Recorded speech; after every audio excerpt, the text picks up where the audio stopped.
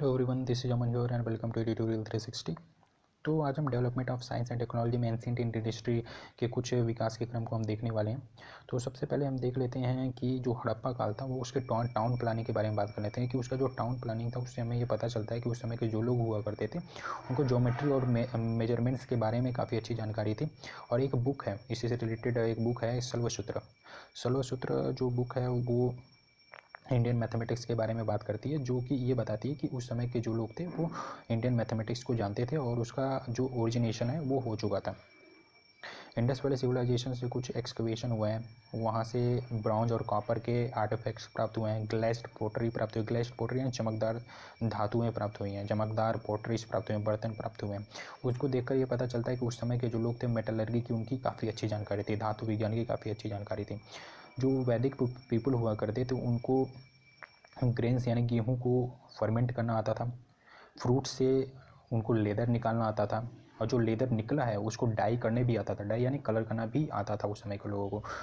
तो ये सारी साइंस एंड टेक से रिलेटेड, विज्ञान से रिलेटेड जानकारियाँ उनको थी उस समय, उसके बारे में हम बात कर रहे हैं। अगर आगे देखा जाए तो फर्स्ट सेंचुरी एडी में उस समय के जो लोग हुआ करते थे वो आयरन, कॉपर, सिल्वर, गोल्ड और कुछ एलॉय जैसे ब्रॉन्ज एंड ब्रास का उस समय उत्पादन करते थे, उनसे चीज़ों का बनाकर वो इस्तेमाल भी किया करते थे। अगर शिप बिल्डिंग के बारे में बात किया जाए तो इंडियन कंट्रीब्यूशन में अगर शिप बिल्डिंग के बारे में बात किया जाए तो गुजरात से एक साक्ष्य मिला है, लोथल नाम का एक जगह विटनेस हुआ है जिसमें एक डॉकयार्ड की प्राप्ति हुई है। ठीक है, डॉकयार्ड आप लोग जानते हो कि बंदरगाह से प्राप्ति हुई है, जिससे हमें ये साक्ष्य मिले हैं कि एक देश से दूसरे देश जो ट्रेड हुआ करता था, इंडिया से जो ट्रेड हुआ करता था अदर कंट्री में, जैसे कि मेसोपोटामिया, आप लोग हिस्ट्री में पढ़ोगे तो ईरान में वहाँ ट्रेड हुआ करता था, इसके साक्ष्य वहाँ प्राप्त हुई है। अब इससे ये हम अंदाज़ा लगा सकते हैं कि उस समय के जो लोग हुआ करते थे वो नाव और बंदरगाह ये सारे चीज़ों को उन्होंने आविष्कार कर लिया था उस समय के लोग, यानी साइंस एंड टेक वहाँ तक पहुँच गया था कि हम जो ट्रेड किया करते थे वो सी रूट के जरिए करते थे। आप सोच सकते हो। वराहमीर उस समय के एक वैज्ञानिक है जो आज भी काफ़ी लोग जानते होंगे, आप जानते होंगे उनको, जो कि विक्रमादित्य के कोर्ट में रहा करते हैं। विक्रमादित्य कौन है भाई? विक्रमादित्य जो है वो, उनको आप एंशिएंट इंडियन हिस्ट्री में पढ़ोगे, चंद्रगुप्त द्वितीय के नाम से भी जाना जाता है। तो उनके 9 रत्न थे, 9 रत्न, 9 जेम्स थे। 9 जेम्स में से ही एक वराहमीर थे। ठीक है, वराहमीर ने एक बुक लिखी है जिसको बोलते हैं बृहत संहिता। ठीक है, बृहत संहिता में एस्ट्रोनॉमी से रिलेटेड, एस्ट्रोनॉमी यानी ज्योतिष शास्त्र से रिलेटेड बहुत सारे उन्होंने काम किए हैं। ठीक है, अब वराहमीर को वराह क्यों कहा जाता था? वराह इसलिए कहा जाता था कि क्योंकि उनका प्रेडिक्शन जो होता था, उनका ज्योतिष जो होता था बहुत ही अच्छा था। ठीक है, वो जो ज्योतिष कर दिया करते थे वो एक्यूरेट होता था काफ़ी, इसलिए उनको वराहमीर बोला जाता था। उन्होंने ये भी बताया था कि जो मून है वो मून जो चंद्रमा जो है वो पृथ्वी के चारों ओर चक्कर लगा रहा है। ठीक है, और जो सन है उसके चारों तरफ अर्थ चक्कर लगा रही है, उस समय ही उन्होंने बता दिया था। अब ऐसे ही एक है बौधायन भी उस समय के काफ़ी बड़े मैथमेटिक्स जानने वाले थे, मैथमेटिशियन थे। पाइथागोरस थ्योरम जो आज के समय में है उसको उन्होंने उसी समय बता दिया था।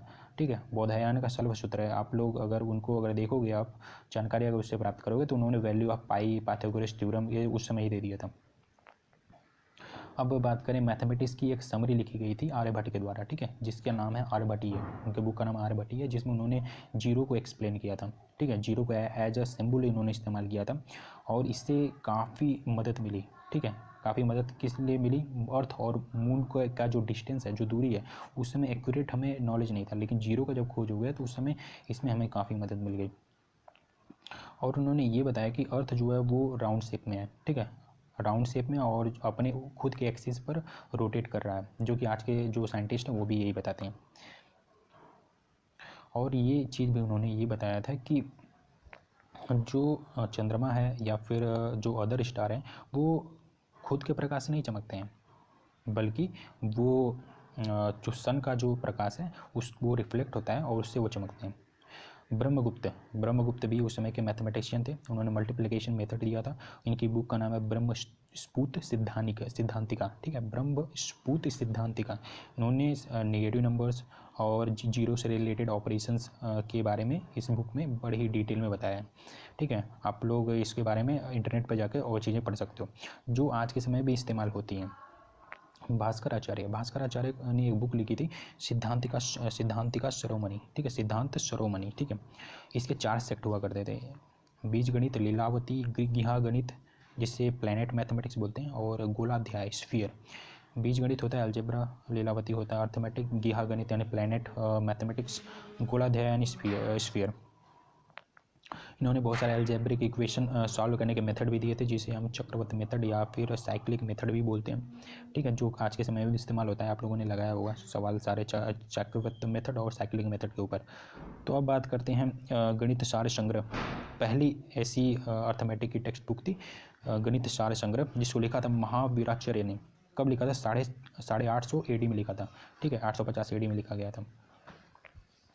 तो ये सारे जो डेवलपमेंट है एंशिएंट इंडियन हिस्ट्री में, जिसका यूज आज के समय में भी हो रहा है, उसको हम देख रहे हैं। तो जल्दी जल्दी हम सब कुछ कवर करते हुए चलेंगे, और यहाँ पर आपको बहुत कुछ सीखने को मिलेगा। चैनल पहली बार तो जरूर से सब्सक्राइब कर लीजिए, इससे हमें काफ़ी मोटिवेशन मिलेगी, क्योंकि ये काफ़ी नया चैनल है, और यहाँ पर मैं साइंस एंड टेक के एक एक चीज़ों को सब कुछ कवर करने वाला हूँ। जैसा कि मैंने पिछली वीडियो में बताया, कनार्ड जो 6th सेंचुरी में साइंटिस्ट हुआ करते तो उन्होंने एटॉमिक थ्योरी दी थी। अब उन्होंने ये बताया था कि दुनिया की हर एक चीज़ जो है वो कण से निर्मित है, यानी कण यानी पार्टिकल से निर्मित है, ठीक है, जो कि इनविजिबल और इनडिस्ट्रक्टिबल है, यानी अविनाशी और अदृश्य है, जिसको हम देख नहीं सकते, जिसको हम नष्ट नहीं कर सकते। उससे निर्माण हुआ है क्या? दुनिया के हर एक चीज़ का, ठीक है। वराहमीर कौन था भाई? वराहमीर को हम पिछले में ही डिस्कस कर चुके हैं, लेकिन हम फिर से इनका एक और चीज़ को हम देख लेते हैं, क्योंकि इन्होंने जूलॉजी, हाइड्रोलॉजी और इकोलॉजी में भी बहुत सारे काम किए हैं। तो इन्होंने ये बताया था कि जो प्लांट्स होते हैं उसके ऊपर जो टर्माइट होते हैं वो इंडिकेटर होते हैं, एक तरीके के सूचक होते हैं। किस चीज़ का सूचक होते हैं? कि ये सूचक होते हैं कि अंडरग्राउंड वाटर कैसा है, नीचे जो अंडरग्राउंड वाटर है उसके इंडिकेटर होते हैं ये टर्माइट्स, ठीक है, बैक्टीरिया वगैरह प्लांट के ऊपर जो होते हैं वो सूचक होते हैं। इसके बारे में उन्होंने बृहद संहिता में बताया, ठीक है। इन्होंने और सारी बृहद संहिता में बहुत सारी चीज़ें बताई, जैसे कि अंडर सी एक्टिविटी, सी के नीचे जो अंडर सी जो एक्टिविटी हो रही है उसके बारे में बताया, प्लेनेटरी मोशन के बारे में बताया। प्लेनेटरी मोशन जानते ही होंगे आप लोग, ठीक है। अनयूजुअल क्लाउड फॉर्मेशन, ठीक है, अनयूजुअल क्लाउड फॉर्मेशन के बारे में बताया। अर्थक्वेक किसके कारण होता है, ये सारी चीज़ों के बारे में बृहद संहिता में इन्होंने अच्छे से बताया, ठीक है। Ayurveda is the oldest branch of the medical science. Ayurveda जो है वो मेडिकल साइंस की सबसे ओल्डेस्ट ब्रांच है, जो कि डेवलप हुआ था एंशिएंट टाइप में ही। Charak is known as the father of the Sushruta and Ayurvedic medicine. Charak को जो किसके लिए फादर जाना जाता है? सुश्रुत और आयुर्वेदिक मेडिसिन का फादर जाना जाता है, और फादर ऑफ सर्जरी भी इन्हीं को बोला जाता है, ठीक है। इन्होंने fever, cough, consumption, diarrhoea, dropsy, serous, leprosy, इन सारे जो बीमारियां उनके जो क्योर और मेडिसिन के बारे में इन्होंने अच्छे से लिखा हुआ है, ठीक है, अपने बुक में। उन्होंने उसका इलाज भी उस समय बहुत किया था, ठीक।